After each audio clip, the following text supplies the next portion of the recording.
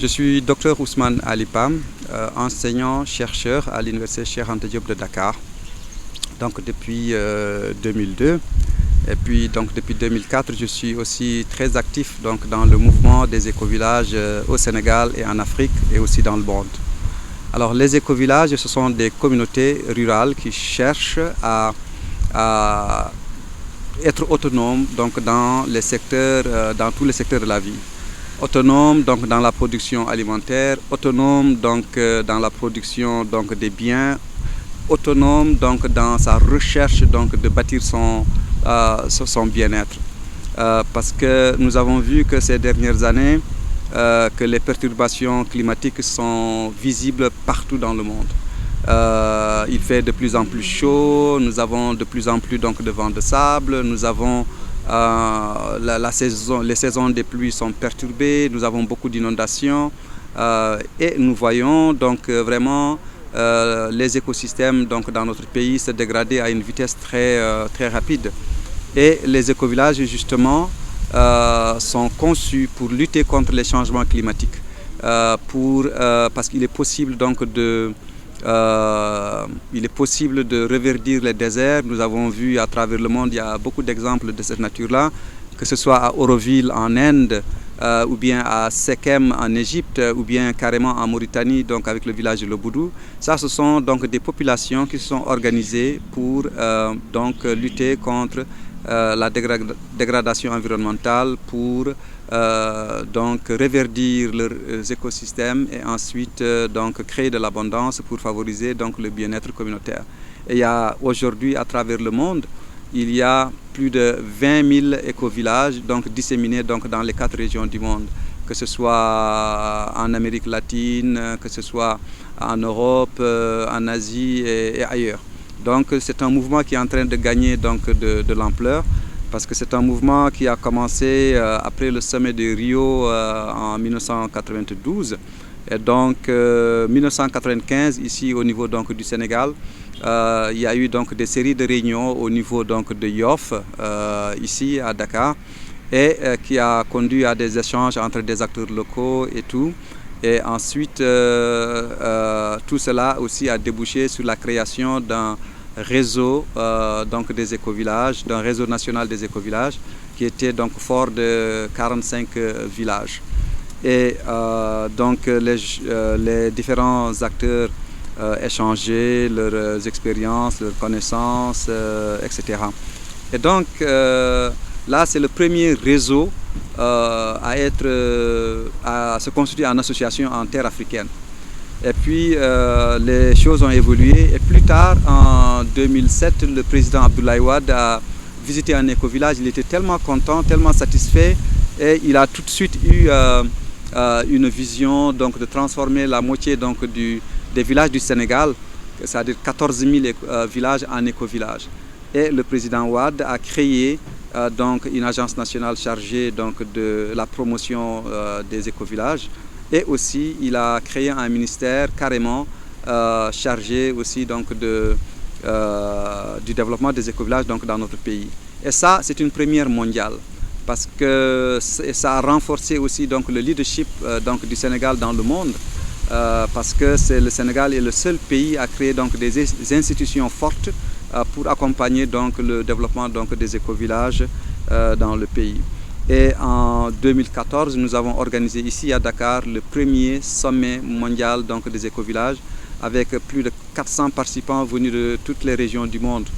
Il y avait parmi eux donc, des experts en énergie verte, des experts en permaculture, des experts donc, vraiment divers donc, dans tous les domaines. Et nous avons échangé pendant à peu près 3 ou 4 jours.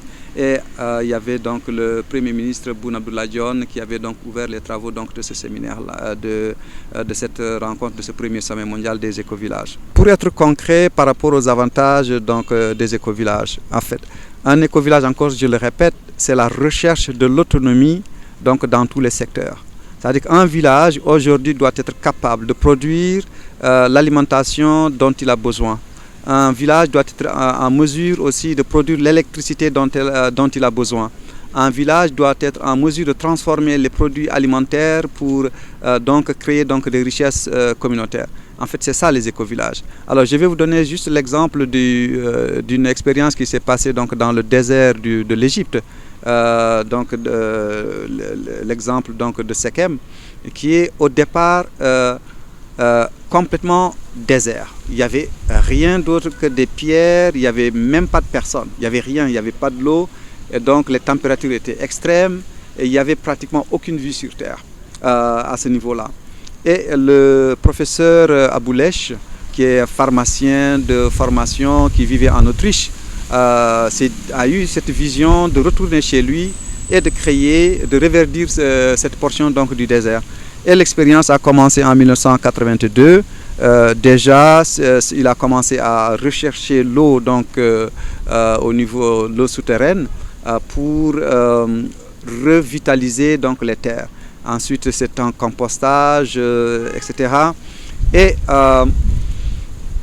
l'agriculture biodynamique donc s'est mise petit à petit donc en place, parce que l'agriculture biodynamique, c'est une agriculture qui n'utilise pas les poisons, qui n'utilise pas les engrais, qui n'utilise pas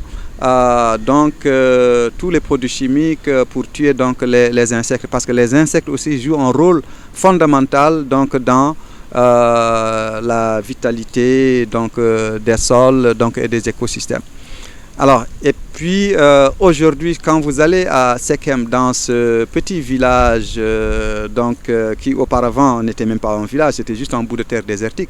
Aujourd'hui, c'est un village extrêmement vert, prospère, exubérant, parce qu'ils produisent beaucoup d'agrumes, beaucoup de légumes. Ils produisent des plantes médicinales.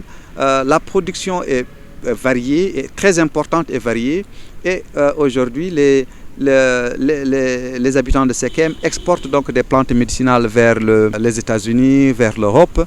Et aussi, quand vous allez au niveau de Sekem, ils ont leur université, ils ont leur centre de santé qui soigne jusqu'à 40 000 personnes donc, issues donc, de la région. Ils ont des infrastructures donc, de loisirs, donc, de sport, etc. Donc tous ces biens-là ont été créés à partir de rien. Et aujourd'hui, Sekem, c'est un endroit où il fait particulièrement agréable donc,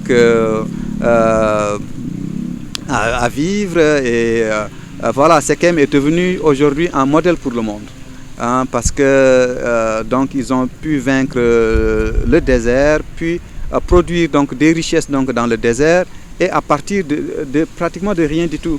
Alors, si au niveau de Sekem maintenant, les gens sont parvenus à de tels résultats où l'environnement a été dégradé de façon très sévère. Donc ça veut dire qu'ici donc, dans le Sahel, dans le nord du Sénégal, dans le sud de la Mauritanie, donc dans toute cette région sahélienne, nous pouvons aussi réussir la même chose. D'autant plus que nous avons déjà de l'eau et que la dégradation donc, de l'environnement n'est pas encore arrivée à un niveau irréversible. Nous pouvons bel et bien revitaliser les sols, et donc commencer à produire, à avoir donc, des produits agricoles abondants et variés. Alors, donc ça c'est l'exemple de Sekem, et aussi à côté de nous, il y a l'exemple de Salayel, donc Lobouddou, ce petit village donc, de Lobouddou qui était aussi affecté par la désertification. Il y avait les vents de sable, il y avait donc des tempêtes donc, de sable, il y avait les animaux comme les hommes n'avaient pas donc assez de nourriture, etc. Bref, c'est un village ordinaire du Sahel qui a un beau jour décidé à l'issue de plusieurs concertations de mettre une clôture donc, de autour de 18 hectares pour que les animaux en divagation ne puissent pas donc, rentrer donc, dans ce terrain-là.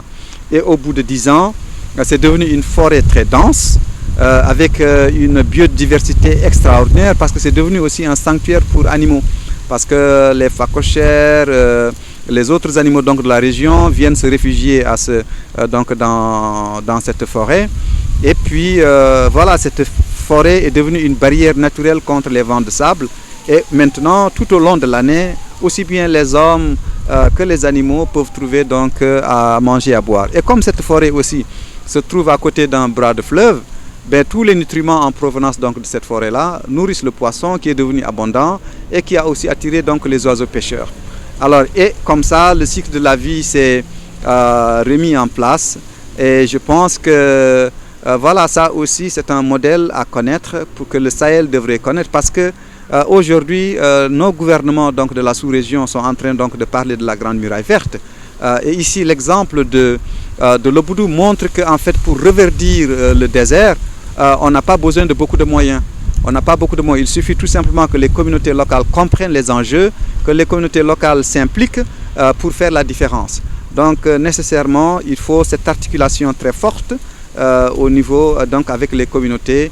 Voilà. Et maintenant, nous, donc, dans le cadre du réseau pour l'émergence et le développement des écovillages au Sahel, nous voulons fédérer 50 villages de Mauritanie et 50 villages du Sénégal pour créer un grand pôle transfrontalier d'écovillages. Parce que l'exemple de Lobdougou peut inspirer beaucoup d'autres villages. Et aussi, nous avons au Sénégal aussi un autre village qui s'appelle Diara, qui a aussi réussi le projet donc, de reboisement et aussi qui vit aujourd'hui donc, des produits forestiers. Donc aussi, quand moi j'étais maire de Guédé-Chantier, j'ai aussi développé ce concept donc, des écovillages donc, dans la commune de Guédé. Et donc Guédé aussi avec beaucoup d'initiatives est devenue donc, la première écocommune donc, de la vallée du fleuve Sénégal. Alors si nous maintenant nous mettons en réseau nos connaissances, nos relations, nos expériences, ben nous pouvons inspirer donc, les villages situés donc, de part et d'autre du fleuve Sénégal pour faire revenir les forêts, pour restaurer les écosystèmes qui sont endommagés par une agriculture qui est un peu à la limite stupide et idiote parce que voilà, aujourd'hui avec les méthodes agricoles qui sont en train donc d'être mises en œuvre, les gens ils sont en train de couper des arbres pour planter du riz. Alors quand on coupe des arbres, alors qu'on est très proche du désert, on favorise l'avancée du désert. Et en plus on utilise beaucoup de pesticides, beaucoup de produits chimiques qui tuent les matières organiques donc, de ces terres-là. Et donc ce qui fait que d'année en année, les rendements vont baisser. Aujourd'hui, si vous allez donc, dans certaines localités où la riziculture a été implantée donc, depuis quelques années, ben, vous allez voir que la terre est en train de se mourir. Quand vous regardez un peu la terre, vous creusez, vous n'allez pas rencontrer les vers de terre, vous n'allez pas rencontrer des lombrics. Or, ce sont ces créatures-là qui entretiennent le sol, qui enrichissent le sol, qui font vivre la terre. Alors qu'avec l'agriculture conventionnelle, on utilise des produits chimiques pour exterminer tous ces insectes, tous ces vers de terre, etc. Et au finish, nous avons donc des terres qui sont comme du béton, qui ne produisent pas. Et les paysans seront de plus en plus condamnés à prendre de plus en plus donc, de dettes par rapport aux banques pour acheter plus d'engrais. Parce que chaque année, il faut augmenter le nombre, la quantité d'engrais, la quantité de pesticides pour avoir un certain niveau donc, de rendement. Et donc ce type d'agriculture-là, l'agriculture conventionnelle, en fait tue les sols, appauvrit les paysans et en plus pollue donc, les fleuves, les bras de fleuve parce que tous les produits chimiques sont drainés dans le fleuve et ça contamine le poisson aussi. Et donc même les animaux aussi qui sont au bord de ces rizières-là, les vaches, le cheptel, est malade et contaminé par beaucoup de parasites. Quand vous allez dans le village de Médina Fresbé aujourd'hui et que vous regardez les vaches, ben, ils ont des sangsues, ils ont beaucoup de vers parce que justement ces vaches-là, ces animaux-là boivent donc de l'eau qui est contaminée. Et aujourd'hui, le fleuve Sénégal est devenu un fleuve mort à cause donc, des deux barrages. On a investi des milliards pour arriver à ce niveau-là. L'eau est polluée et il y a beaucoup de parasites. Les populations tout le long du fleuve du Sénégal souffrent de bilharziose et de tant d'autres maladies parce que l'eau ne bouge pas et donc comme il fait chaud, il y a des parasites qui se développent. Alors donc c'est une agriculture qui n'est pas durable, qui n'a aucun avenir.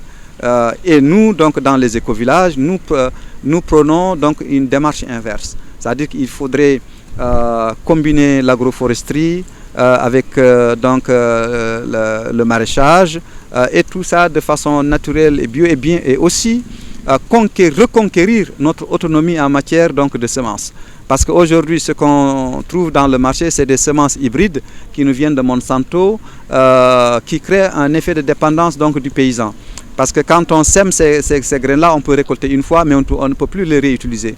Et on est obligé donc d'entretenir une dépendance donc vis-à-vis de ces producteurs de semences trafiquées. Parfois, l'État du Sénégal aussi se trompe en parlant donc de semences certifiées par-ci par-là, parce que voilà, l'État est peut-être soumis un peu à l'influence des multinationales, à l'influence des pays d'où proviennent ces produits toxiques qui sont à la recherche toujours de marché. Et je crois que il faudrait qu'on revienne à une agriculture vivrière, une agriculture sur mesure, et que les gens produisent ce qu'ils mangent et mangent ce qu'ils produisent. Il ne faudrait pas que tout vienne donc de l'étranger.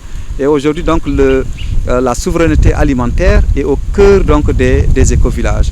Il ne faudrait pas que toute notre alimentation nous provienne donc, de Chine, de Vietnam ou bien donc, d'Europe. Et nous avons vu aussi que tous ces produits qui nous viennent de loin, qui sont conditionnés donc, dans des conditions très douteuses, créent beaucoup de problèmes de santé, notamment de cancer, de problèmes donc, d'hypertension, etc. Et les gens, voilà, aujourd'hui, aller donc dans le nord du Sénégal, beaucoup de gens sont malades parce que l'alimentation n'est pas saine. Hein, alors que, voilà, les populations riveraines du Sénégal, comme toutes les autres populations du Sénégal, il y a une quarantaine d'années, on avait des régions culinaires bien précises au Sénégal. Quand on allait en Casamance, on mangeait quelque chose de différent que quand on allait au Saloum, et on mangeait quelque chose de différent quand on allait au nord du Sénégal. Parce qu'à l'époque, les gens ils produisaient ce dont ils avaient besoin pour leur propre consommation. Aujourd'hui, on assiste à une sorte de tyrannie. C'est le riz qui s'impose, du riz importé, qui a beaucoup de sucre, qui n'est pas nutritif. Et donc, ça rend les Sénégalais donc malades. Alors, les écovillages, c'est un retour donc aux cultures vivrières. C'est aussi voir ce qu'il y a de meilleur donc, dans les nouvelles technologies comme l'énergie solaire, comme l'énergie éolienne, comme les biodigesteurs, et tout ça pour améliorer donc, les conditions de vie donc, des populations. C'est tout ça ensemble. Et à côté de cela aussi, c'est développer de nouvelles formes de solidarité. Voilà, parce que quand on va dans certains écovillages du monde, alors le peintre, il vient faire le travail chez le menuisier va faire le travail chez le dentiste. Et donc les gens se partagent, vivent, mettent en commun leur expérience, leur expertise, leur talent, leur profil professionnel pour s'entraider et vivre donc beaucoup mieux. Et donc parce qu'aujourd'hui, ce que nous avons vu, c'est qu'en réalité, l'argent a détruit les relations sociales. L'argent a complètement pollué l'esprit des gens. Nous sommes tous à la recherche effrénée donc, du profit, et les entreprises cherchent toujours de l'argent, les banquiers toujours de l'argent, et au finish, nous créons un monde qui n'a pas d'âme. Quand vous allez en Europe, aujourd'hui, les gens, beaucoup de gens ont des comptes bancaires, ils s'approvisionnent donc dans des supermarchés et tout ça, ils ont des voitures, ils ont un peu de matériel, mais ils sont malheureux. Ils sont malheureux comme tout. Mais nous, ici en Afrique, on n'est pas matériellement aussi riche qu'en Europe, mais on garde encore le sourire. Parce que tout cela, toute cette crise financière, économique internationale, nous parvenons à la juguler à travers donc, nos relations sociales, à travers les systèmes de solidarité qui existent.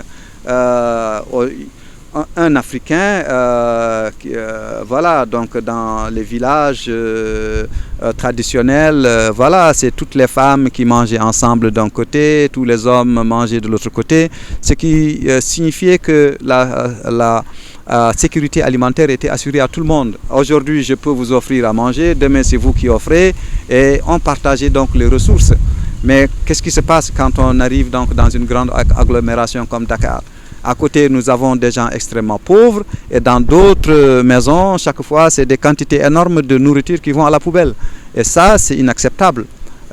Donc, il est important que les gens, que les décideurs, que tout le monde revoie le modèle qui est en train d'être imposé à l'Afrique. Parce qu'aujourd'hui, nous ne vivons plus nos rêves, nous ne vivons plus nos réalités culturelles. Tout nous est imposé à travers Internet, à travers les chaînes françaises ou anglaises, qui nous bombardent donc de nouvelles et qui nous empêchent de réfléchir et qui nous empêchent de voir les choses par nous-mêmes. Et donc tout nous vient de l'étranger. Même nos petits-enfants aujourd'hui, ils sont devant des écrans de télévision, c'est pour regarder des dessins animés à longueur de journée. Or, ces dessins animés ne sont pas innocents. Il y a toujours une dose d'idéologie là-dedans, voilà, et qui conditionne un peu nos enfants depuis pratiquement la naissance jusqu'à l'âge adulte et qui les rendent extrêmement vulnérables, extrêmement voilà, permissifs par rapport à ce qui nous vient, donc à toute cette poubelle idéologique donc, qui nous vient de l'Occident et qu'on impose à nos enfants, qui pourrissent nos sociétés. Je pense que aussi pour les écovillages, c'est ça. Il faut savoir s'arrêter, dire non à ce qu'on nous impose et inventer notre propre voie, notre propre modèle de développement, voir ce qui marche pour nous, ce qui est à notre avantage. Mais il ne faut pas léguer cette faculté de penser, de concevoir aux autres, à l'Occident. Il faut qu'on mette en valeur notre médecine traditionnelle. Il faut qu'on mette en valeur notre cuisine, notre patrimoine culinaire traditionnel. Et tout ça, c'est important parce qu'aujourd'hui, le japonais, il est fier de sa culture, etc. L'américain, il a ses propres valeurs. Et nous, Africains, nous devons être sur pied de façon ferme, mais ouvert au reste du monde, mais tout en sachant qui nous sommes. Et on embrasse ce qu'il y a de meilleur dans le reste du monde et on garde ce qu'on a de meilleur ici et on oublie les aspects aussi négatifs aussi de notre propre culture. Et c'est ça le combat des écovillages, faire de sorte qu'on puisse créer un monde équilibré et faire de sorte qu'on puisse créer les conditions de l'émergence du bien-être communautaire. Donc c'est ça les écovillages. Parce qu'il y a beaucoup trop d'injustices donc, dans ce monde-là. Il y a beaucoup trop de manipulations idéologiques. Mais nous, Africains, nous ne devons pas oublier notre patrimoine, nous ne devons pas oublier notre culture. Nous devons renforcer nos relations sociales, nos systèmes de solidarité. Et que nous, donc, au niveau des écovillages, nous sommes convaincus que c'est l'Afrique, ce sont les valeurs donc, des cultures autochtones locales en Afrique, au Brésil, finalement qui sauveront le monde. Parce qu'il y a toute la sagesse pour avoir une planète équilibrée se retrouve aujourd'hui dans ces régions donc, dites indigènes donc, du monde. Puis ici, nos éleveurs ne connaissent que le petit lait ou le lait caillé. Or, si les éleveurs sont formés à fabriquer leur propre fromage, à le garder pendant des mois et des mois, ça veut dire qu'ils peuvent aussi tirer donc, des revenus de cela et aussi améliorer aussi les régimes alimentaires donc, de leur famille. Et à côté de cela, le REDES a aussi engagé un important programme d'accès à l'eau potable ces 18 derniers mois. Nous avons fait forer 27 puits donc, dans différents villages du Sénégal et notamment quelques puits ont été réalisés aussi en Mauritanie. Et donc nous sommes aussi en train de construire un centre de formation intercommunautaire au nord du Sénégal qui va recevoir donc, les villages donc, de Mauritanie et du Sénégal. Et pendant la pose de la pierre et la construction donc, de la fondation donc, de ce bâtiment, nous avons reçu donc, des délégations de Mauritanie et parmi ces gens-là, il y avait des Mauritaniens qui n'ont jamais traversé la frontière. Parce que justement, ces frontières artificielles héritées de la colonisation sont aujourd'hui encore source de peur entre donc, les différents pays. Et le REDES, bien sûr, cherche à planir un peu ces frontières-là pour que les populations situées de part et d'autre donc de la frontière sénégalo-mauritanienne puissent coopérer davantage, puissent se rendre visite, puissent ensemble travailler pour lutter contre la désertification, lutter contre l'appauvrissement. Et c'est ça aussi. Donc aujourd'hui, le plus grand pôle d'éco-village se situe à ce niveau-là. C'est 50 villages de Mauritanie et 50 villages donc, du Sénégal qui forment un total de 100 villages. Et donc nous apprenons à travailler ensemble, nous apprenons à partager nos informations et aussi nous remercions les autorités locales. La municipalité donc, de Dar el Barka en Mauritanie est fortement impliquée dans ce que nous faisons. Les autorités locales mauritaniennes sont fortement impliquées, sont intéressées. Et de ce côté-ci du Sénégal, nous avons aussi la municipalité de Gamadji Saré, qui est un partenaire donc du RADES, du Réseau pour l'émergence et le développement des écovillages. Et nous avons aussi des accords de partenariat avec le PUMA, qui est une agence nationale donc, du Sénégal. Et nous cherchons donc à mettre ensemble en synergie les autorités locales, les mouvements de jeunes, les associations de femmes, les agences nationales et aussi nos partenaires internationaux, parce que nous sommes en rapport avec beaucoup d'écovillages disséminés à travers le monde, et aussi des universités américaines, des partenaires étrangers qui viennent aussi nous prêter main forte pour réussir ce projet transfrontalier d'écovillage. J'invite toutes les populations du Sahel à se réunir autour de l'essentiel, c'est-à-dire pour régénérer nos écosystèmes. Et ça, pour régénérer les écosystèmes, nous n'avons pas besoin forcément d'argent. Il suffit tout simplement de l'engagement communautaire, des jeunes, des femmes, des leaders communautaires pour que les choses puissent se passer. Et donc nous avons déjà des résultats et cela, nous voulons que ça s'élargisse dans tout le Sahel et nous vous remercions de votre attention.